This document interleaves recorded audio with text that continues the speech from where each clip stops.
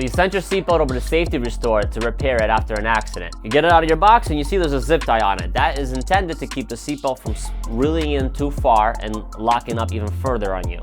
When you hold it in the proper 90-degree angle, it unrolls and rolls back in. Before you cut the zip tie, make sure you install the seatbelt in your vehicle, secure it with the 2 mounting bolts. That way it can easily unroll for you. This is given extra slack so that you can easily mount the upper anchor and the lower bottom anchor to the car. Once that's done, your seatbelt will be fully operational. However, if you do by chance cut that zip tie before, or it just slides in too far and it still doesn't want to unlock when it's in your car, use the following method to unlock it. You take your thumb and your forefinger and you roll that spool in 1/8 of an inch and it will come out. Just like that.